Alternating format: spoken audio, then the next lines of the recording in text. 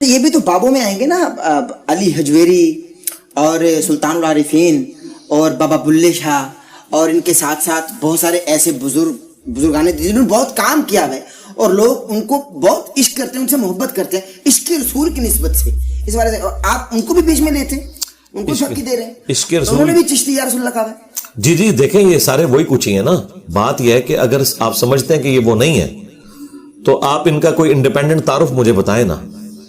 مجھے بتائیں کہ ان لوگوں نے قرآن کا یہ ترجمہ کیا فارسی زبان کے اندر، انہوں نے بخاری مسلم کا ترجمہ کیا نیٹو لینگویج کے اندر. خدمات کی جب بات ہوتی ہے تو خدمات کا مطلب یہ ہے کہ ایک شاعرانہ کلام لکھ دینا خدمت ہے، تو وہ تو کوئی بھی لکھ سکتا ہے. یا نچ کے مرشد منا لینا. آپ نے کہا نا بلے شاہ، ان کے بارے میں کہتے ہیں کہ وہ ڈانس کر کے انہوں نے مرشد کو منایا تھا. تو اس طرح کا ڈانس کر کے مرشد منانا اگر قرآن و سنت میں لکھا ہوا ہے تو ہم کہیں گے دین کی خدمت انہوں نے کی ہے. اور اسی طریقے سے جو باقی بزرگ ہیں ان کی کوئی کنٹریبیوشن بتائیں نا. زیادہ سے زیادہ ان کے پاس ایک بات ہوگی کہ انہوں نے کلمہ پڑھا کے ہمارے بزرگوں کو مسلمان کیا. ہم کہتے ہیں اگر یہ ان کی فضیلت ہے تو وہ تو ہم ماضی میں جا کے کوئی ویڈیو پروڈیوس نہیں کر سکتے کہ آپ اپنے کلیم میں سچے ہیں یا نہیں ہیں. لیکن آج کے دور میں ڈاکٹر ذاکر نائک نے ہزاروں، چلے احتیاطاً کہہ لیتے ہیں سینکڑوں ہندوؤں کو کلمہ کیمرے میں پڑھایا. تو بریلوی دیوبندی انہیں سلطان الہند کیوں نہیں مانتے ڈاکٹر ذاکر نائک کو، جنہوں نے اس ماڈرن دور میں لوگوں کو مسلمان کیا ہے؟ وہ کیا کہیں گے کہ ڈاکٹر ذاکر نائک کے عقیدے درست نہیں ہیں. ہاں وہ کہتے ہیں اس نے کلمہ ضرور پڑھایا ہے لیکن اس کے عقیدے صحیح نہیں، اس لیے ہم اسے بزرگ نہیں مانتے. بالکل یہی نظریہ ہمارا ان کے بزرگوں کے بارے میں کہ کلمہ پڑھانے سے کوئی بزرگ نہیں ہو جاتا، کیونکہ بخاری مسلم حدیث ہے اللہ فاسق سے بھی دین کا کام لے سکتا ہے.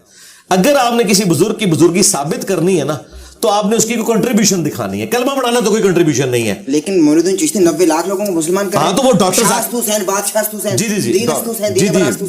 حسین علیہ السلام کی تعریف تو یار کافروں نے بھی کی ہے. حسین علیہ السلام کی تعریف کرنے سے کوئی خود بڑا نہیں ہو جاتا. آپ نے ذاکر نائک کا بھی والا دیا نا، وہ یزید کو رضی اللہ کہتے ہیں، معین الدین چشتی نے تو نہیں کہا. نہیں فرق تو دیکھنا. نہیں فرق پہ اگر آپ کہیں گے تو معین الدین چشتی صاحب نے تو بہت بڑا کام کیا ہے جو ان کی طرف منسوب ہے. ہم ایک ٹن حسن ظن رکھتے ہیں کہ انہوں نے نہیں کیا ہوگا، لیکن چونکہ ان کے ماننے والے اسے صحیح سمجھتے ہیں تو ہم نے تو ان کی بات ہی ماننی ہے نا.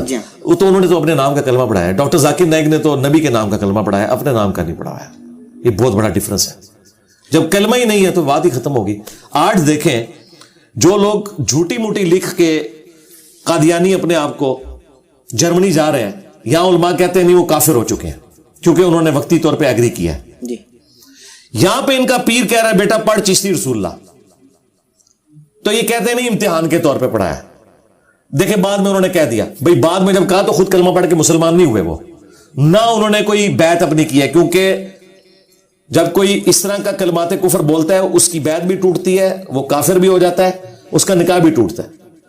تو وہ جو ان کے چاچو تھے چشتی صاحب، ان کی چاچی چلی گئی ان کے عقد سے، تو نہ انہوں نے دوبارہ نکاح کیا، الٹا انہوں نے مرید کر لیا اسے. مرید تو وہ کر نہیں سکتے تھے، ان کی بیعت ٹوٹ چکی تھی کلمات کفر کی وجہ سے. انہوں نے کلمہ بھی نہیں پڑھا، اور کلمہ پڑھ کے ہی مسلمان ہونا تھا، صرف یہ کہہ کے نہیں کہ یہ غلط تھا اور یہ صحیح تھا. نہیں، کلمہ پڑھنا ہوتا ہے. جو بندہ کافر ہوتا ہے پھر دوبارہ سے وہ کلمہ پڑھتا ہے. پھر کلمہ پڑھنے کے بعد پہلے انہوں نے بیعت اپنی کرنی تھی، پھر اسے مرید کرنا تھا. وہ پتہ نہیں کس کا مرید کیا انہوں نے.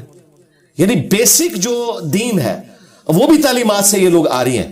تو آپ کہہ رہے ہیں ہم ان لوگوں کو بابا مان لیں، تو سوائے اس کے کہ کوئی شخص پرانا ہو جائے اور لوگ اس کی زیادہ عزت کرنا شروع کر دیں، یہ اگر دلیل ہے کہ وہ بندہ بزرگ ہے، تو غلام احمد قادیانی دجال کی زندگی میں اتنے لوگ اس کو نہیں مانتے تھے جتنے 800-125 سال کے بعد مان رہے ہیں. تو کیا ہم اسے بزرگ مان لیں گے؟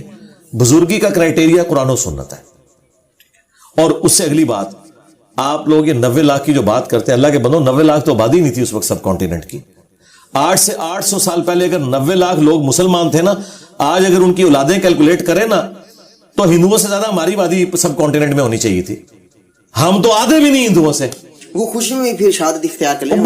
کہانیاں بنائیں گے، 90 لاکھ سے کوئی نہیں ہے، 90,000 بھی نہیں. تو سرکار اس صاحب سے اگر آپ بات کریں تو ملینز آف اسٹوڈنٹس تو میرے بھی ہیں.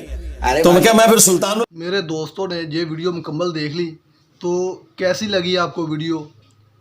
امید کرتا ہوں کہ آپ کو اچھی ویڈیو لگی ہوگی. آپ کے علم میں اضافہ ہوا کہ نہیں ہوا، آپ ہمیں کمنٹس کر کے بتائیے گا. اور ایسی اچھی ویڈیو دیکھنے کے لیے ہمارے چینل کو سبسکرائب کیجیے گا. اوکے، اللہ حافظ.